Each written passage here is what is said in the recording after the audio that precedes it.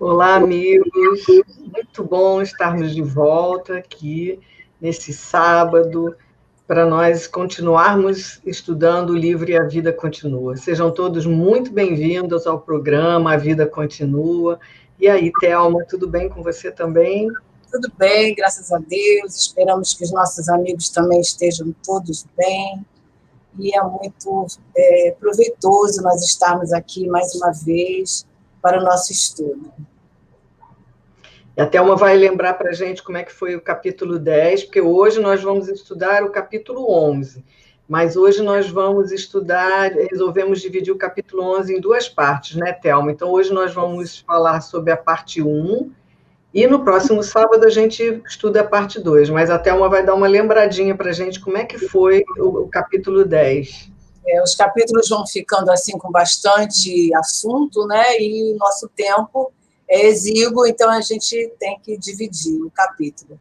Mas vamos falar um pouquinho do que aconteceu para a gente relembrar o capítulo 10, que foi aquela conversa com a Evelina e o irmão Ribas, né? Tem o irmão Cláudio e o irmão Ribas. Então, o irmão Ribas é aquele companheiro lá do hospital psiquiátrico, onde ela foi fazer aquele fortalecimento mental, né, para ela poder estar entendendo melhor as questões que ela tem tanta resistência. E a conversa foi bem proveitosa frente àquele espelho, vocês lembram?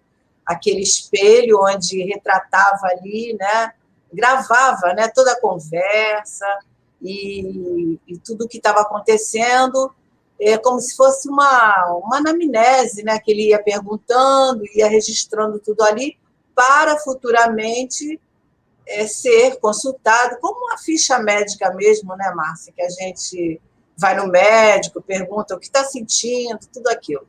Então, ela termina a sua conversa e hoje nós vamos, então, para a conversa com o Ernesto, nos mesmos procedimentos, lá em frente ao espelho e tal. E vamos ver, né? Foi bastante emocionante a da Evelina e acredito que do Ernesto também. Tem muitas emoções, né? Muitas emoções aí que vêm fazer a gente pensar bastante, né? Eles estavam no Instituto de Proteção Espiritual, é o nome do instituto que eles estavam. E podemos começar, vamos lá, Ricardo? Ricardo, nosso amigo, que fica aqui por trás dos bastidores, nos ajudando. Então, nós estamos aí, olha, no capítulo 11, da parte 1. Hoje, o capítulo 10 foi Evelina Serpa, o 11 vai ser o Ernesto Fantini. Chegou a vez dele de conversar com o irmão Ribas, né? Então, chegada a vez de Ernesto, que tomou a poltrona de analisando algo desconcertado, o instrutor formulou explicações anteriores, solicitou-lhe articular perguntas e acendeu o espelho de gravação. Do mesmo jeito que a gente viu com a Evelina e a Thelma lembrou, que tinha um espelho que gravava toda a conversa. Fantini, um tanto mais à vontade, iniciou o interrogatório. Posso falar como se estivesse realmente morto, como me fazem crer? O mentor sorriu. A mesma pergunta a Evelina fez, né? Já que estão dizendo que nós estamos mortos... Como se estivesse. O mentor sorriu ao escutar aquela frase de materialista inteligente e objugou sem aspereza. Fale tudo o que deseje, na convicção de que a teoria do como se está longe agora de nós. Estamos efetivamente desencarnados, encontrando a nós mesmos. Né, Thelma? Então, ali, eles já estão ali, né? O instrutor Ribas deixou claro, nós estamos desencarnados. De jeito, meu amigo, nós estamos desencarnados, né? Engraçado que ele usa essa expressão, como se estivéssemos, como se... Ele diz assim, não tem como se, nós estamos. Como se está bem longe de nós estamos mesmo, né? Isso. É interessante. Então, vamos lá, Ricardo. O instrutor, se deixei meu corpo na Terra, aí agora vem as dúvidas de Ernesto. Se eu deixei meu corpo na Terra sem lembrar-me disso, não é o caso de ter voltado ao ambiente natural do espírito, com a obrigação de retomar a memória do tempo em que vivia na condição de espírito livre, antes de envergar entre os homens o corpo de que me desfiz? Por que motivo isso não acontece? O que ele está querendo dizer assim? Já que eu deixei meu corpo, eu morri, desencarnei, por que ao chegar aqui, e se nós temos várias vidas, né, por que eu não estou lembrando das minhas vidas anteriores? Essa é a dúvida dele, né? Quando está ali. É um pensamento que muitas pessoas, muitos de nós temos, né? Que ao desencarnar vai descortinar à nossa frente todas as nossas encarnações. E não é assim. Não é assim que acontece, né?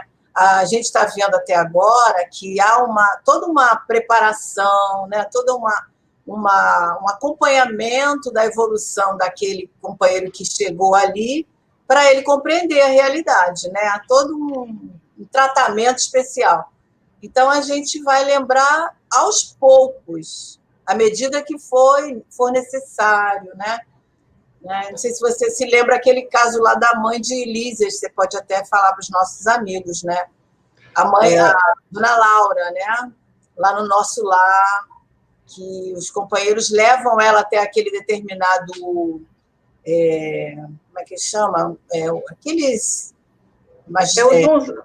uns institutos também, que tem uns aparelhos que vão mostrar as vidas, né? Os ministérios lá, né? Que vão, cada um para uma determinada coisa, e ela vai se reportar a uma encarnação já passada 200 anos, porque ela vai precisar desses registros para a próxima encarnação. Então, tudo tem que ter um objetivo, um porquê, uma necessidade. Não é assim aleatoriamente, né? E o instrutor, o irmão Ribas aqui vai explicar para ele, né? Por que isso não acontece imediatamente. Então, ele diz... Fala, Thelma. Não, e até porque eu acredito que nós enlouqueceríamos, né? Se viesse à mente, assim, à tona, tudo que a gente fez, eu acho que não... Isso é a opinião de Thelma, né? Mas os registros de Allan Kardec estão aí para a gente consultar na questão do esquecimento do passado. Então, ele até, Thelma, você lembrou, desculpa, eu te interrompi, você lembrou de Kardec, Kardec faz essa pergunta na questão 308, ele pergunta se o espírito se recorda de todas as existências que precederam a que ele acaba de ter, quer dizer, e os espíritos respondem a ele que tudo se desdobra, né? Mas, como já dissemos, não se recorda de modo absoluto de todos os seus, de todos os detalhes de tudo que ele fez, né? Lembra-se destes conforme a influência que tiveram na criação do seu estado atual. E também a gente sabe que vai lembrando aos poucos, né? Que é isso que a Thelma está explicando. De acordo com a necessidade, né? da situação. Então, a gente continuando aqui, a existência, o Ribas vai falar para ele, né, que a existência no carro físico, quer dizer, no corpo, encarnados aqui, né, além de ser um estágio para aprendizagem ou cura, resgate ou tarefa específica, é igualmente um longo mergulho no condicionamento magnético, em que agimos no mundo induzidos ao que nos cabe fazer. O livre-arbítrio, na esfera da consciência, permanece vivo e intocado, porquanto, em quaisquer posições, a criatura encarnada é independente para escolher os próprios rumos. No entanto, as demais potências da alma, no período da encarnação, jazem orientadas na direção desse ou daquele trabalho, segundo os propósitos que tem assumido ou que tenha sido constrangida a assumir. Vamos ver por pedacinho. Então, ele diz que a nossa existência aqui na Terra, além de ser um estágio para a gente aprender, né, para a gente... E agora, aqui, deixa eu ver aqui, né? Ele fala para a gente aprender, para nós nos curarmos, para resgatarmos, né, alguma coisa que nós tenhamos feito e que precisamos remediar, ou uma tarefa específica, se a gente tem que executar uma tarefa. E aí ele diz que a gente mergulha nesse longo, que ele fala aqui, né, condicionamento magnético, em que agimos no mundo induzido ao que nos cabe fazer. Então, nós vamos vir preparados para executar aquela programação que foi feita. Então, o que a gente já teve em outras vidas é aquilo como se ficasse meio adormecido e a gente aqui vai ter que desenvolver novos talentos, né? Aqueles talentos que estão lá vão ficar mais adormecidos e nós vamos ter que desenvolver novos talentos. Mas ele diz que a gente continua com o livre-arbítrio, né? Que continua intocado aqui, né? Permanece e na nossa consciência, permanece vivo e intocado. Então, no entanto, nós vamos ter que desenvolver novas potências para cumprir aquela missão que a gente veio, né? É o que ele diz. Você quer acrescentar mais alguma coisa, Thelma? É isso mesmo. Em cada encarnação, nós desenvolvemos potencialidades, capacidades, habilidades de acordo com o nosso foco, nosso objetivo, a programação, né, que a gente tem. Mas isso também pode ser mudado, né? Não existe uma regra fixa, mas nesse caso, por exemplo, a gente pode desenvolver no campo da música, no campo da arte, né? Mas se aquilo não tiver um objetivo sólido para nós, aquilo vai ficar lá no stand-by, né? E a gente vai fazer outras coisas. Tanto que às vezes a gente pode dar continuidade a algo que a gente já começou em outra vida e que vamos aqui continuar também desenvolvendo. Isso tudo vai depender, né, do nosso planejamento. Né? Onde a gente vai encontrar as facilidades, né? Por exemplo, para aprender uma língua, porque já está lá no nosso arcabouço, na nossa bagagem, né? Tudo vai chegar de acordo com essas necessidades, as nossas escolhas, favorecendo essa cura, né, que ele diz aí, favorecendo o objetivo que nos traz aqui. Aqui ele está explicando para a gente o nosso esquecimento quando a gente volta à vida corpórea. Ele está explicando por quê, né?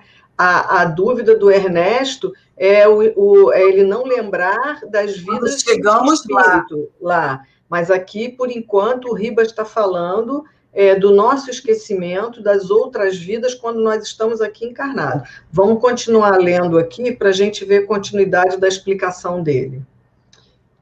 E aí ele diz que isso determina o obscurecimento das memórias pregressas, que, aliás, não é senão um fenômeno temporário, mais ou menos curto ou longo, conforme o grau de evolução que tenhamos atingido.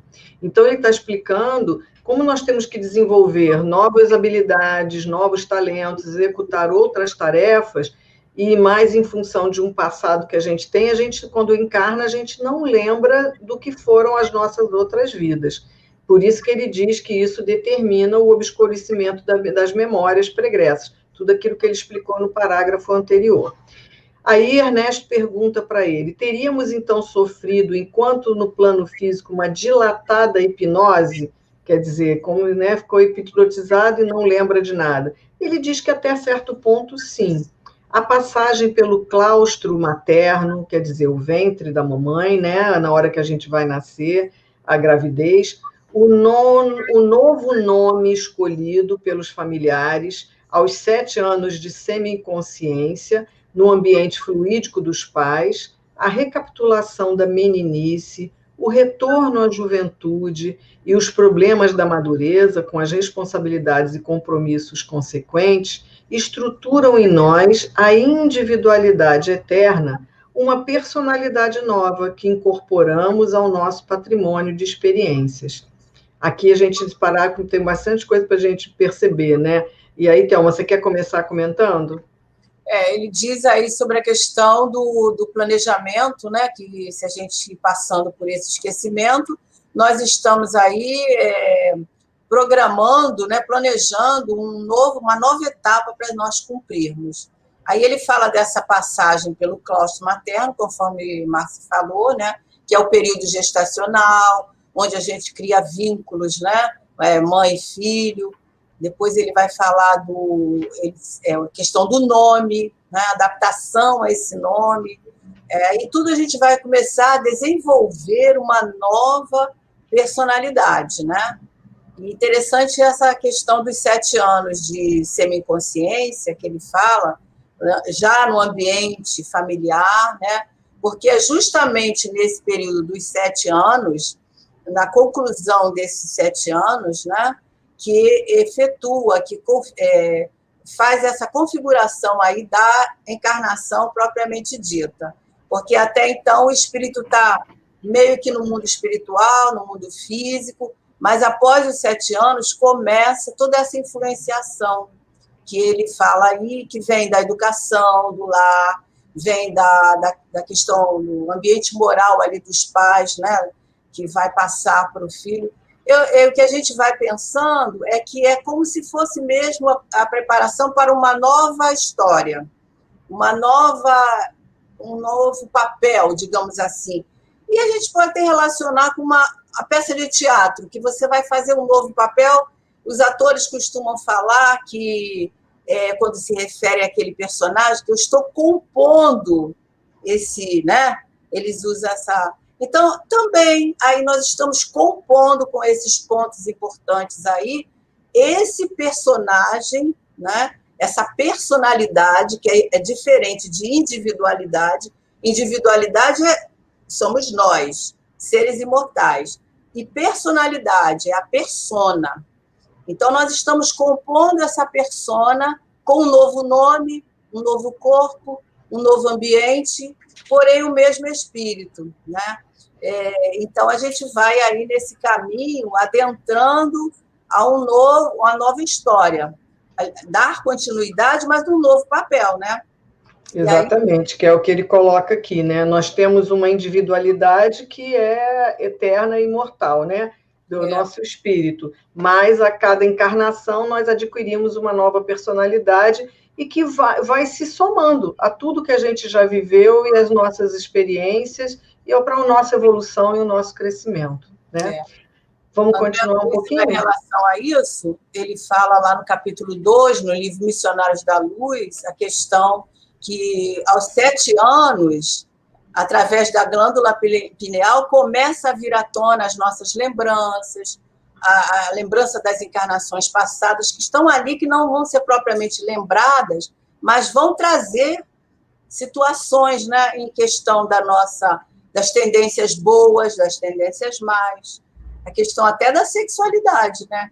E aí eu me lembrei, Márcia, de Santo Agostinho, que fala lá no capítulo 14, sobre a questão de nós espreitarmos a nossa criança, né? Nesse sentido aí, porque se nós estivermos atentos, nós vamos estar percebendo aonde que esse espírito está precisando de ajuda, né? De acompanhamento. Exatamente. E, na verdade, eles até falam no Evangelho que é o período que as crianças estão mais maleáveis, né? O caráter está mais maleável para que a gente possa domar, vamos dizer assim, né? Porque depois, para a adolescência e tudo em diante, é como se o espírito já se mostrasse, né, a que veio, com questões que já de outras vidas, né? Então fica mais difícil. Então, esse período é um período de que a gente possa cuidar melhor das nossas crianças para a gente já ir vendo, e Santo Agostinho fala isso mesmo, né, que a gente tem que espreitar os nossos filhos. Bom, e aí o instrutor Ribas continua. É compreensível que no espaço de tempo que se nos sucede imediatamente à desencarnação, a memória profunda esteja ainda hermeticamente trancada nos porões do ser. Isto, porém, é francamente transitório. Gradativamente reaveremos o domínio das nossas reminiscências. Então, é aquilo que a gente leu, aí ele já está falando, já na volta à vida espiritual, né? Que foi a pergunta do Ernesto, por que ele não lembrava? Então, ele fala disso, como a gente tem a vida aqui nesse plano tão intensa, quando a gente volta para lá, não é assim imediatamente que a gente vai recobrar. Então, ele fala que a memória profunda, ela está lá, muito trancada. Então, ele vai sendo... gradativamente, a gente vai tendo domínio e vamos tendo acesso dessas outras vidas que nós vivemos, né? E aí Fantini fala para ele, o senhor quer explicar que, nessa cidade, quer dizer, onde eles estão ali, sou ainda Ernesto Fantini, a personalidade humana com o nome que me foi imposto na existência que deixei, largando o estudo de minhas memórias anteriores para depois. Quer dizer, ele está perguntando, aqui onde eu estou, tudo se refere à minha última vida? Ele diz que sim, perfeitamente. Cada um de nós permanece aqui em núcleos de trabalho e renovação na vizinhança do plano físico, sob a mesma ficha de identificação através da qual éramos conhecidos nela. Então, eles viram que esse instituto, lá, o local onde eles estão, né, aquela cidadezinha ali, é muito perto da Terra, né, Thelma? É bem próximo da crosta, né? É uma outra camada, vamos dizer assim, né? A gente falou até aqui esse termo, camadas, né? Que a Terra é como se fosse camadas. Então, é como se fosse uma cebola, vamos imaginar, né? Então, essas camadas estão bem próximas à Terra. Não é um umbral grosso, mas é o mesmo, são uma camada próxima, né? E ele fala que em função ainda das nossas necessidades, nós estamos ainda mais próximos, né? Ele vai falar adiante até da gente, quando a gente consegue passar adiante, né? Eu achei interessante essa colocação dele, né? Porque ele está entendendo tudo que o Ribas está falando, né? De uma forma amorosa, está conduzindo o entendimento dele, ele está sendo bem acessível, né? Entendendo com facilidade tudo aquilo que está falando. É mesmo. Ainda bem, né? Vamos lá? Vamos lá. E aí o Ribas fala para ele, olha, até que nos promovamos, quer dizer, que a gente possa ser promovido por merecimento próprio a círculos mais altos de sublimação, que dar-nos-emos entre a espiritualidade superior e o estado físico, operando no aperfeiçoamento pessoal da internação no berço à liberação para a vida espiritual, e regressando da liberdade na vida espiritual à nova segregação no berço. Entendeu? Quer dizer, ele estaria ali, até que a gente, por merecimento, possa alcançar locais mais de espiritualidade mais elevada, nós vamos continuar aqui, né? Operando, e até que a gente tenha condição depois de voltar à Terra. Né? Então, esse ciclo aí, né? Aquela frase que a gente sempre fala, né? Quantas vezes forem necessárias. A gente vai para o mundo espiritual, retorna para o corpo de carne, depois vai para o mundo espiritual. Isso, gradativamente, a gente vai adentrando, de acordo com a nossa evolução moral, né? A mundos mais superiores. Mas isso leva eras, né? Séculos, são eras. Aí ele pergunta, então, quer dizer, pergunta não, então ele afirma, né, o Ernesto, aqui somos então examinados pelo que fomos, nas ações praticadas no tempo de retaguarda mais próximo de nós, quer dizer, então ali é como se está sendo analisado tudo aquilo que ele fez nessa última encarnação, né? Então somos examinados pelo que fomos, nas ações praticadas no tempo de retaguarda mais próximos de nós. Aí o Ribas fala, isso, exatamente isso. Então, ele fala assim, somos como éramos na ficha individual até... Aí o Ribas fala para ele, até que as circunstâncias nos indiquem uma nova imersão no corpo carnal, como recurso inevitável aos objetivos de burilamento a que todos visamos na lide da vida eterna. Em cada encarnação, uma ficha individual, né? Nós vamos nessa ida e vinda até quando precisarmos, né? Sempre tem uma nova ficha, um novo papel. É a misericórdia divina, né? E é interessante porque, na verdade, ele vai trabalhar nesse instituto e nesse local que eles estão, vai trabalhar tudo aquilo que ficou pendente dele, que ele fez de errado, que o fez sofrer. Tudo é como se ele estivesse aqui na Terra em tratamento terapêutico, né? Fazendo uma terapia. Então, até que ele se liberte de tudo que foi aquela vida que ele acabou de deixar, para ele ter condições de alçar novos patamares ou até uma programação de retorno à Terra. Né? É interessante que ele vai falar mais à frente que esse hospital é para isso, para tratar aqueles que trazem a culpa, que trazem necessidades, né, psíquicas na sua alma, né, para facilitar todo essa continuidade. Esse caminho, né, que a gente tem. Vamos lá, quer ler um pouquinho, Thelma? Vamos sim. Vamos lá, então. Somos quais éramos em tudo, até mesmo a sinalização morfológica? Não tanto. Quaisquer sinais morfológicos se modificam na pauta das orientações mentais.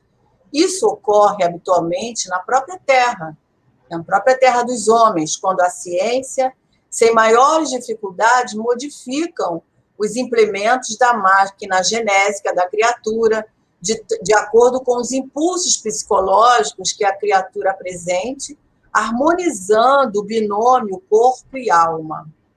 Além disso, não nos será lícito esquecer os serviços multiformes da plástica cirúrgica, que consegue efetuar prodígios no envoltório carnal das pessoas, quando essas pessoas mereçam as melhoras com que a ciência terrestre lhes acena generosa e otimista.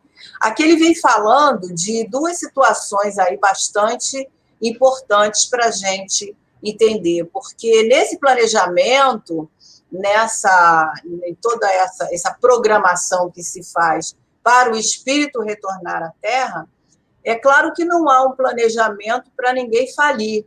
Aquelas provas que são traçadas ali, o objetivo e o ideal seria que nós cumpríssemos com elas até o final. Por exemplo, ninguém reencarna para separar, mas há separações. Ninguém reencarna para matar alguém, né? Mas ocorre algumas situações na nossa vida, nesse caso aí ele está falando dos sinais morfológicos, né?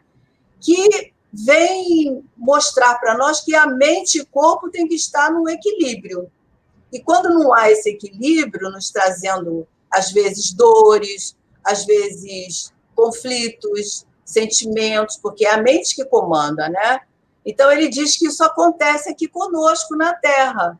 Então, ele nos chama a atenção, por exemplo, tem pessoas que reencarnam e, em determinado momento da vida, não estão satisfeitas com aquele corpo que recebeu. Aí a gente lê assim, alguns autores falam assim, mas que recebeu esse corpo, então esse espírito não sabia que ia enfrentar dificuldades? Sabia, mas não conseguiu. Então, como eu falei do casamento, né? O casamento não é para terminar, mas termina, né? Então, isso aí, não é? Então, isso não é uma coisa assim condenável, porque nós temos o livre-arbítrio e esse espírito que está em conflito, é muito melhor ele buscar, por exemplo, no caso dos transgênicos, né? Vamos um assunto assim atual que a gente sabe que ocorre esse problema. Então, transexuais, né? Isso. Buscar a ciência para até mesmo mudar de sexo, mudar de gênero, do que terminar com a própria vida, você não acha? Quantos casos de suicídios, tentativas, não é? E é interessante que nós podemos ver, né, esse livro foi escrito na década de 60, não é? E aqui ele já fala para a gente igual na Terra, e ele fala com muita naturalidade, né? Quando a ciência, sem maiores dificuldades, modifica os implementos da máquina genésica, quer dizer, estamos falando da parte da genitália, de que vão trocar de sexos, né? Da criatura de acordo com os impulsos psicológicos que a criatura apresente, harmonizando corpo e alma. Porque não adianta, a gente pode até ter vindo naquele corpo, mas vai chegar aqui, eu não vou suportar, eu vou surtar, eu vou ter problemas sérios, e como a gente vê, tem casos de suicídios. Então, é mais fácil a gente fazer a cirurgia e poder me olhar e aquilo está de acordo com o meu psiquismo, com a minha alma, com aquilo que eu vejo. Então, é muito interessante como a gente vê algo que foi escrito há tanto tempo atrás e tão atual, né?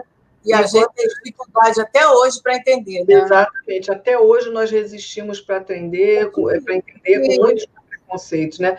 E ele fala aqui até da plástica também, né, Thelma? Depois ele Você fala... não está satisfeita com o nariz, né? Por exemplo, isso. Eu quero um nariz mais bonito. Então, isso não tem problema nenhum. Você pode, desde que você tenha condição de fazer, e saúde e tudo mais, você pode fazer essa modificação. O que infringe a lei divina, por exemplo, no caso da transexualidade, né, é a promiscuidade. E isso é que infringe. Nós estarmos, como é que fala? Usando mal a ferramenta, o instrumento que Deus nos deu, que é o corpo, né, para abusos em todo sentido, né? E não importa se você do jeito que a questão da promiscuidade não importa se homem, mulher, transexual, bissexual, né? Não importa. Então é uma questão mais assim, né? Ética e moral aí. Bom, vamos dar uma continuidade então, Ricardo? Vamos lá, Thelma? Vamos lá. Então, Fantini se mostrava agradavelmente surpreendido pela destreza mental com que o instrutor sabia colocar-lhe os esclarecimentos precisos na cabeça faminta de luz. É aí que a gente comentou aquela hora, né? Porque ele está assim, embevecido com o tratamento, o entendimento que esse instrutor é tão preparado, né, para trazer esses conhecimentos a ele. Caro amigo, tornou ele a inquirição, embora o assunto de que vou tratar já tenha sido objeto de consideração na palestra que tive com o irmão Cláudio, estimaria recolher-lhe os avisos do mesmo tema. Acontece que ouvi falar de mortos e de mortos cultos que atravessaram anos e anos atormentados em zonas inferiores antes de reconquistarem a lucidez e tranquilidade. Por que não me ocorreu isso, se estou efetivamente desencarnado e se sou um homem consciente das culpas que carrego? Então, eu acho, Márcia, que ele leu o Nosso Lar. Mas é verdade, a gente está brincando, mas pode ser, porque pela data quando foi escrito esse livro, e ele era um pesquisador, pode ser. Pode ser. Né? Só que ele está falando aí da questão da cultura e do conhecimento, que a cultura é aquela coisa que traz o conhecimento intelecto, né? E o conhecimento é a sabedoria, né? Qualquer pessoa humilde pode ter, não precisa de ser doutores nem homens letrados, como ele fala aí, né? E ele faz essa pergunta, né? Por que ele não está sentindo tudo isso se ele é uma pessoa que sempre...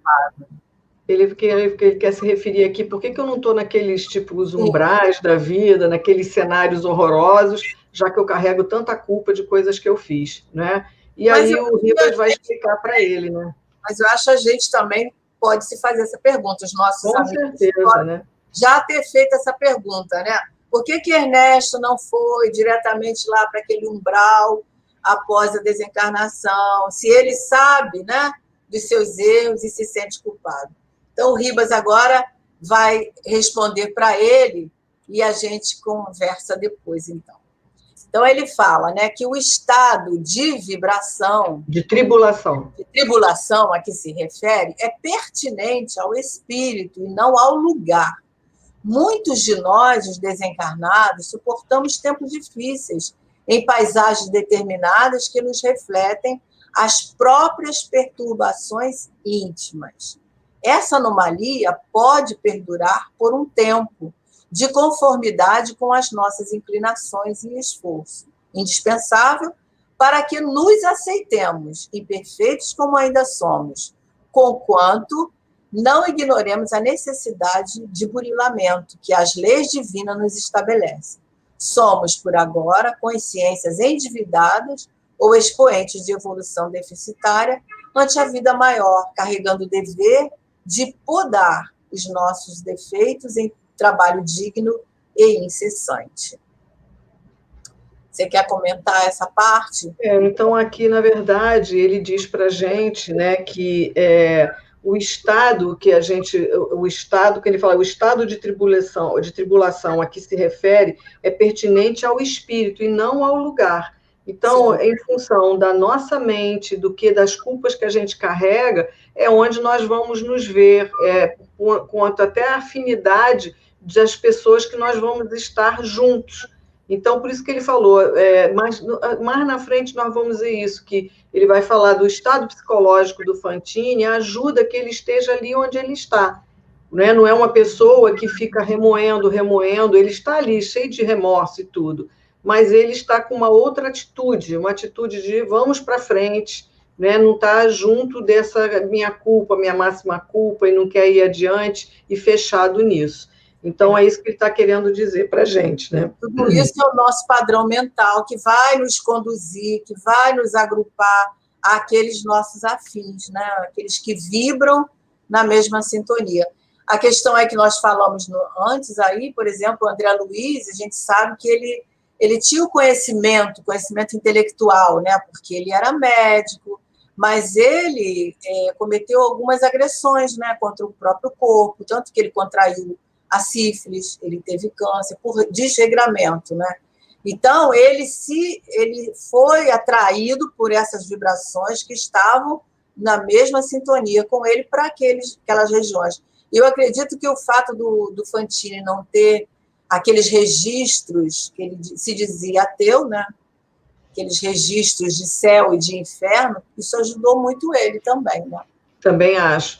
Como ele não tinha isso muito enraizado dentro dele, isso ajudou a ele não estar com essa consciência. Construindo aquelas imagens. Isso, as imagens de inferno. E a gente vai analisar isso na parte 2, né? Mas vamos lá, né? Então, vamos continuar aí para a gente poder fechar essa parte.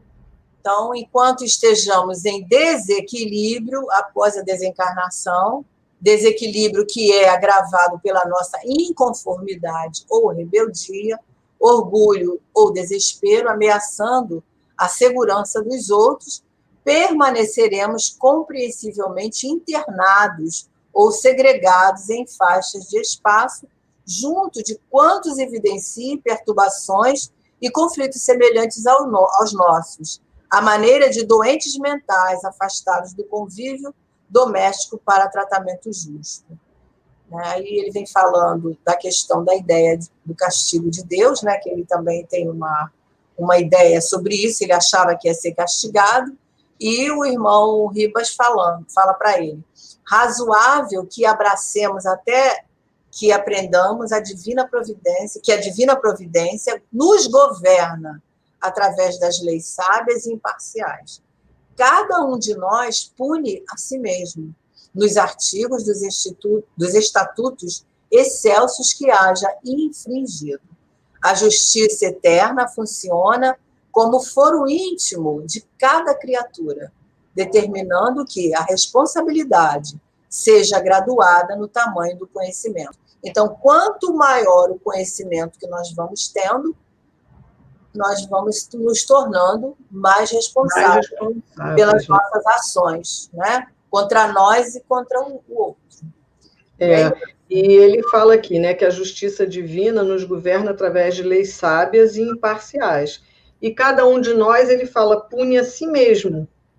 Né? Então, isso tudo depende, a gente sabe das nossas culpas, das coisas que fizemos errado, mas a gente tem que estar sempre direcionado, vamos dar continuidade à nossa vida. Nós vamos ter que nos reajustar, não temos dúvida disso, mas não podemos ficar parado nesse passado e preso nessas questões. Nós temos que nos libertar para tomarmos coragem de seguir adiante em novos aprendizados, né? E aí, assim, nós vamos depois, então, continuar essa discussão ainda, né, de céu, de inferno, na parte 2 do nosso programa, e assim nós chegamos ao fim dessa parte primeira, dessa análise dos depoimentos do Ernesto Fantini. Então, queridos amigos, que possamos, então, estar juntos no próximo sábado e que continuemos estudando. Então, até lá, um grande abraço para todos e fiquem atentos, porque a vida continua.